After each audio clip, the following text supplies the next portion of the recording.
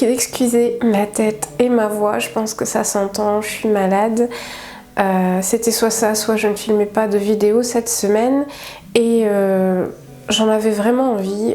Filmer des vidéos, ça me remonte le moral, notamment la vidéo du jour où je vais te parler de mes récentes découvertes qui m'ont fait du bien ces derniers temps et Dieu sait que j'en avais besoin. Le premier item de cette vidéo, c'est une application dont je vous ai déjà parlé sur ma chaîne en format short, mais comme tout le monde ne voit pas mes shorts, je m'étais dit que ce serait d'à propos d'en reparler dans cette vidéo. C'est une application que j'ai beaucoup utilisée récemment. Il s'agit de l'application Boycott Scan qui te permet de bannir des produits en provenance d'un certain pays. J'en parle notamment par rapport au contexte actuel en Palestine, le contexte de guerre. Si tu as envie de boycotter des produits en provenance d'Israël, c'est l'application qu'il te faut.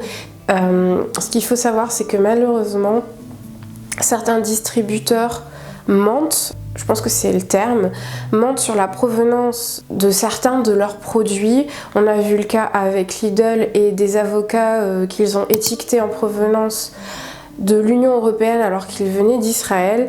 Et du coup, cette application va te permettre de mieux te situer avec les étiquettes et les codes barres pour ne plus te faire avoir. Ce qu'il faut savoir, c'est que les codes barres en provenance d'Israël commencent par la série de chiffres 7, 2, 9.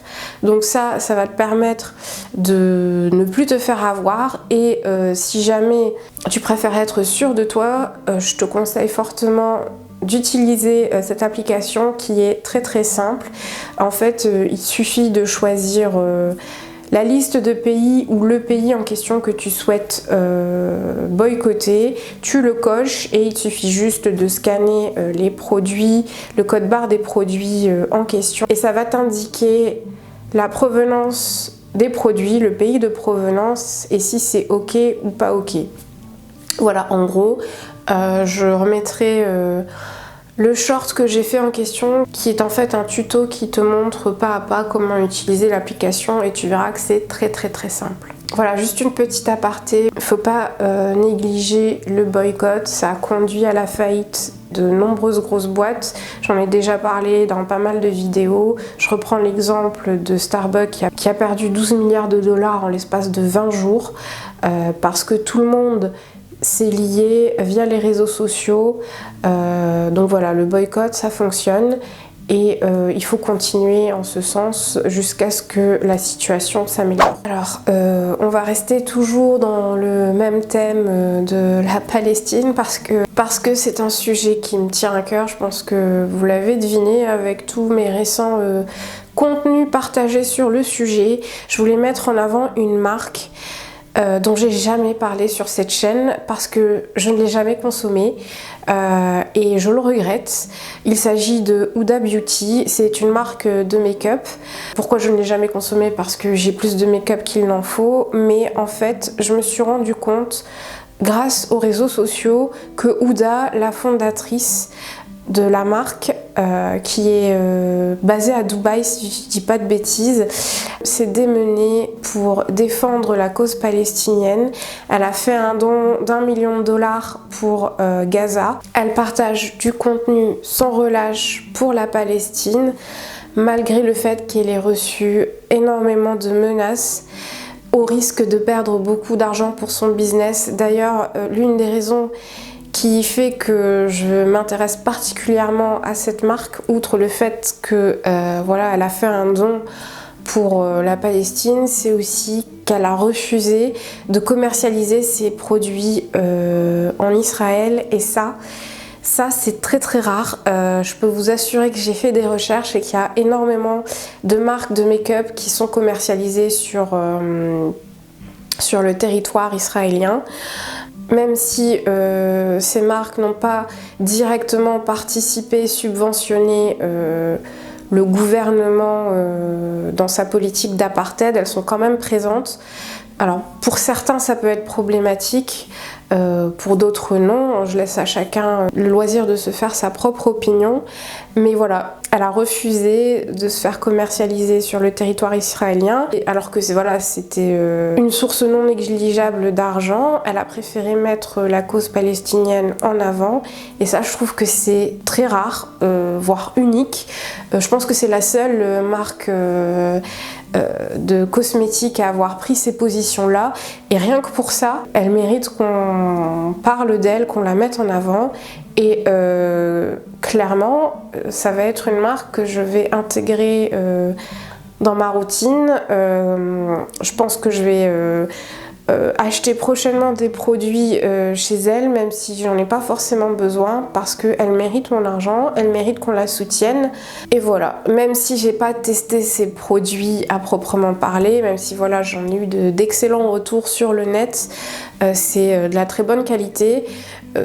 Voilà, si vous cherchez des bons produits de make-up, tournez-vous vers Huda Beauty, parce qu'elle le mérite amplement. Concernant les marques de make-up, de skincare à boycotter, toujours dans le cadre de la guerre en Palestine, j'ai fait un format court sur le sujet. Je vous le mettrai en lien dans la barre d'infos si vous ne l'avez pas encore vu.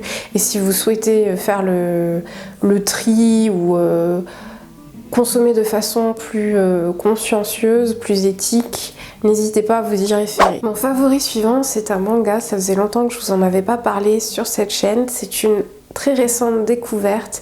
Il s'agit d'un shonen que tu connais peut-être déjà. Je pense que il a fait pas mal parler de lui ces derniers temps. Il s'agit de Frieren. Je suis trop contente à chaque fois que je fais une découverte de manga, parce que c'est très rare. Parce que j'ai beaucoup de mal à trouver des mangas qui me hype beaucoup ces derniers temps. Je suis de plus en plus exigeante. Et celui-là, c'est quand même un manga pépite que je voulais absolument partager. Du coup, c'est un shonen qui suit l'histoire de Frieren. Frieren, c'est une elfe mage millénaire qui rentre d'un long voyage qui a duré plus de 10 ans avec ses compagnons, Aizen, qui est un nain, Aiter, qui est un prêtre humain, et Himmel, qui est un héros humain également. Ils ont ensemble battu le roi des démons, et ils ont ramené ainsi la paix sur le royaume. Après cela, la bande d'amis se sépare, et malheureusement ça n'a pas l'air de toucher Frieren, vu que c'est un elfe millénaire et que pour elle le temps ne pèse pas lourd, ce qui semble quand même affecter ses compagnons. Elle reprend son voyage en solitaire et leur promet de les retrouver 50 ans plus tard. Elle tient parole, et donc 50 ans plus tard, elle retrouve ses amis, et malheureusement Himmel, qui est très âgé, meurt de vieillesse sous ses yeux, ce qui la choque et l'attriste profondément. Et les prises de remords de ne pas avoir pris le temps de connaître davantage son ami, et commence pour elle alors un voyage initiatique qui va être ponctué de flashbacks de tout son périple qu'elle a vécu avec ses 3 amis 50 ans plus tôt, qui va également être ponctué d'introspection. Elle va se remettre en question et elle va repartir à la rencontre de ses anciens compagnons qui sont toujours vivants. Elle va essayer d'en apprendre davantage sur le cœur des hommes.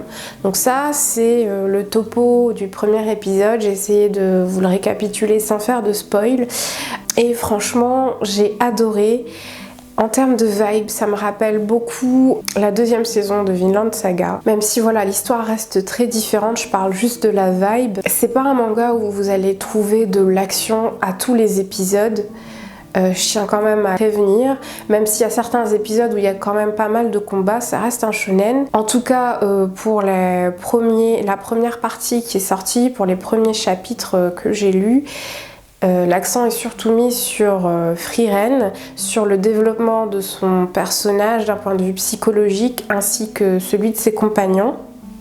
Donc faut quand même le préciser, si tu t'attends à un shonen où il y a du combat partout, à tous les épisodes, c'est pas le cas. On est plus sur de l'introspection, sur de la psychologie, et c'est ça que j'ai adoré.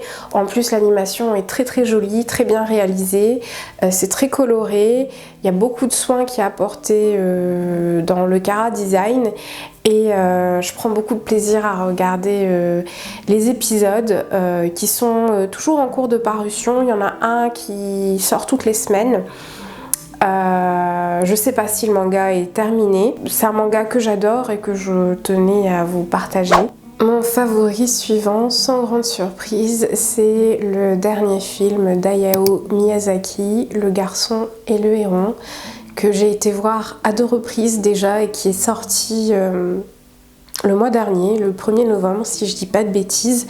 Et ça a été une grande surprise parce que les studios Ghibli ont fait très peu de communication, très peu de publicité sur ce film. Et je pense que c'était le cas aussi au Japon. Et je me rappelle que j'ai appris sa sortie, je pense en septembre. Donc 2 mois avant sa sortie, c'est très très peu.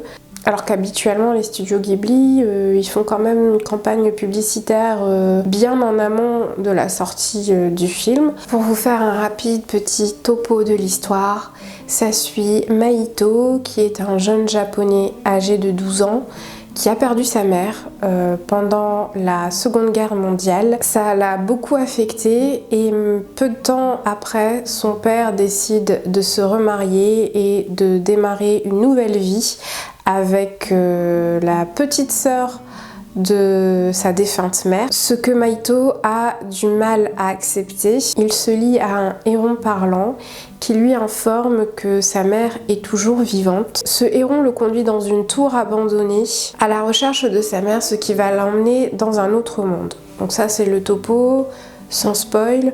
C'est un synopsis que vous pouvez trouver facilement sur le net. Et bon, je pense que sans grande surprise, vous devez le savoir, l'animation est sublime, c'est un réel petit bijou. Et ce que je ne savais pas et que j'ai appris après coup, c'est qu'il y a beaucoup d'analogies avec le passé d'Hayao Miyazaki, qui lui aussi a perdu sa mère. D'ailleurs, je ne le savais pas non plus, mais il a fait beaucoup d'allusions dans ses autres films à la figure maternelle, parce que c'est un trauma qui l'a énormément marqué dans son passé. Ben voilà, j'ai adoré ce film, j'ai été le voir 2 fois. Je pense que le voir 2 fois, c'est pas de trop.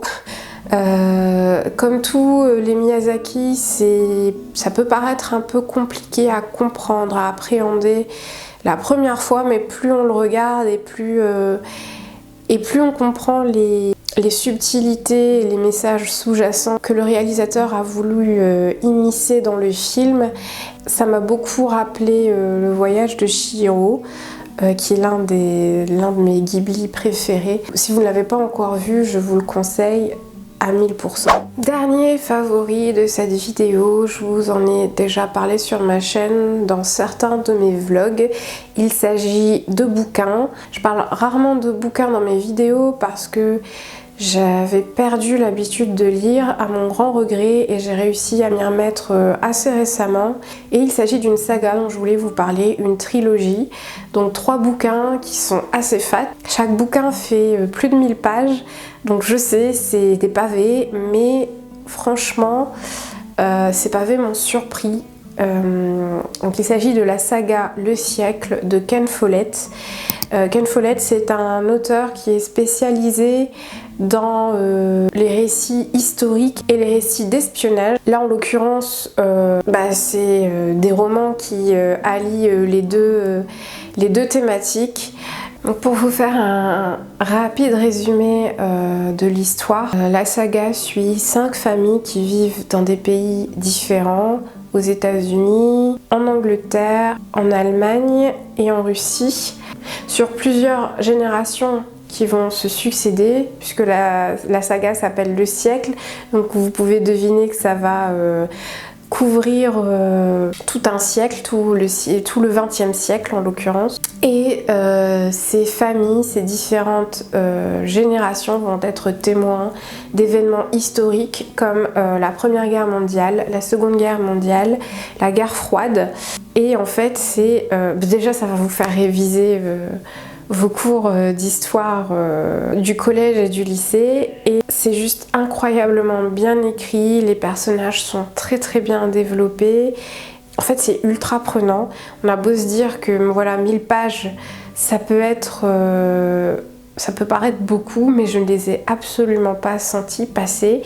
Et c'est même pire que ça, j'en redemandais davantage, c'est-à-dire que quand j'ai fini le dernier tome, j'étais dégoûtée parce qu'on s'attache aux personnages, on les a vus évoluer sur plusieurs années, sur plusieurs décennies, et une fois la fin, on est un petit peu dégoûté. Je tenais quand même à le préciser parce qu'on peut se dire que voilà, un roman historique c'est chiant, c'est pas intéressant. Ben c'est pas du tout le cas. Là, la façon dont ça a été rédigé, c'est ultra intéressant parce qu'on rentre vraiment en profondeur dans la psychologie des personnages. Ça mêle savamment espionnage et faits historiques. C'est basé donc sur des faits réels, même si les personnages en l'occurrence sont des personnages fictifs, mais ils ont côtoyé des personnages historiques. On retrouve par exemple Churchill, le président Kennedy, le président Nixon, etc., etc. Donc voilà, ça mêle savamment faits historiques et faits fictifs. Et voilà, j'ai été vraiment estomaquée, et je pense clairement que je vais continuer mon marathon Ken Follett. Il a écrit plein d'autres livres. C'est un auteur à succès, je ne le savais pas. Et à la base, j'ai découvert cet auteur totalement par hasard. J'ai trouvé un livre dans une bibliothèque à l'air libre. Vous savez, c'est ces bibliothèques qu'on retrouve un peu partout, dans lesquelles des personnes font don de livres, et j'ai trouvé un livre, un roman de Ken Follett qui s'appelle La nuit de tous les dangers, que je recommande aussi fortement, qui est un roman d'espionnage, et j'ai tellement kiffé que ça m'a donné envie de lire d'autres bouquins de Ken Follett. Voilà pour la petite anecdote. Et voilà, j'ai fait le tour de mes récentes découvertes. J'espère que ça t'aura permis d'en faire de belles aussi. J'espère que t'auras apprécié passer ce petit moment avec moi, que ça t'aura permis de te changer les idées un tant soit peu. Je te remercie d'avoir regardé cette vidéo. Je te souhaite une très belle journée, une très belle semaine, une très belle soirée où que tu sois quand tu regardes cette vidéo, et je te dis à la prochaine.